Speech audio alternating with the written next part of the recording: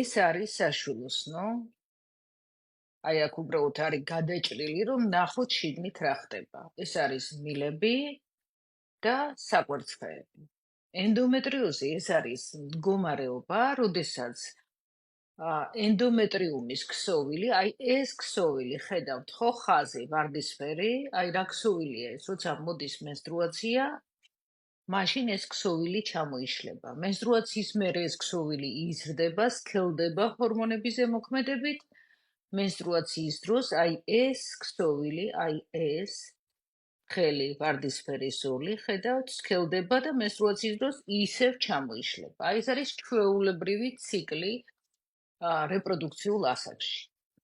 და როდესაც აი ეს ქსოვილი, რომელიც უნდა იყოს ღრუში, არის ღრუში, მაგრამ ღრუს გარდა არის კიდევ სხვა ორგანოებში, აი ამას ქვია ენდომეტრიოზი. მაგალითად, ამ მულაჟზეც არის აღნიშნული, აი ეს შავი წერტილები, მუქი, ხედავთ, ეს არის ენდომეტრიოზი. ანუ იგივე ქსოვილია, რაც აქ.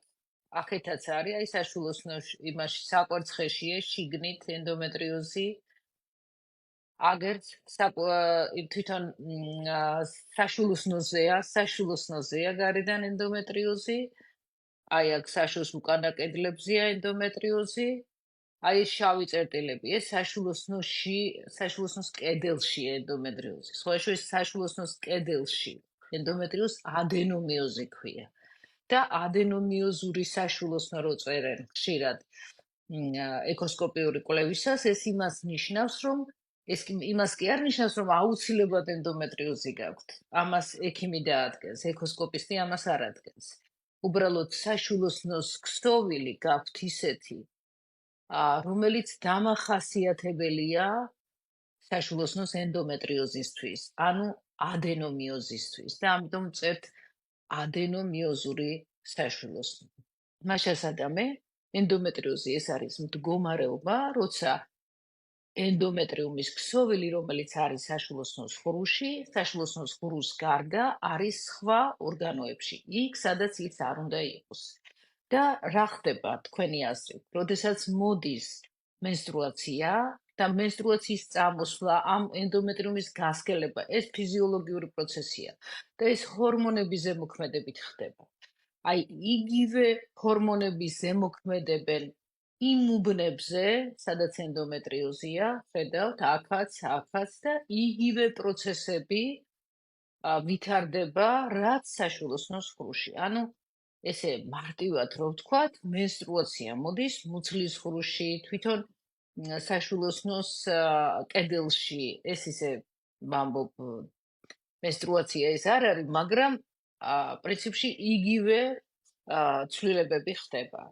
და როდესაც მენსტრუაცია მოდის მუცლის ღრუში, ანუ იგივე ცვლილებებს განიცდის ენდომეტრიუმი, რომელიც მდებარეობს თქვათ მუცლის ღრუში, იქნება ეს მილზე, საკვერცხეზე, მწლავზე შეიძლება იყოს, ეს იწვევს ძლიერ მენსტრუალურ ტკივილს.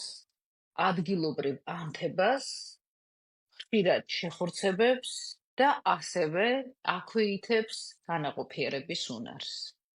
ის, ვისაც აქვს ენდომეტრიოზი, არ ნიშნავს, რომ აუცილებლად არის უშვილო.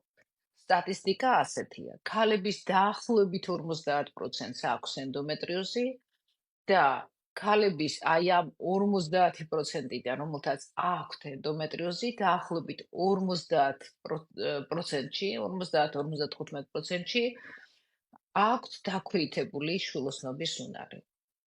ეს არ ნიშნავს, რომ შეუძლებელია ორსულობა. რასაკვირველია, შესაძლებელია გარკვეული მკურნალობის შემდეგ.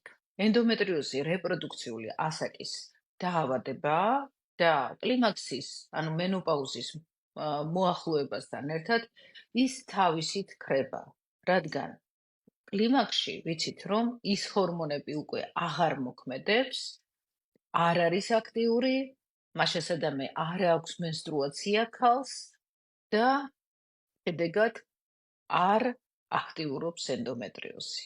როგორ მკურნალობთ ენდომეტრიოზს? ენდომეტრიოზისგან განკურნება არ ხდება, მაგრამ შესაძლებელია ენდომეტრიოზის დათრგუნვა.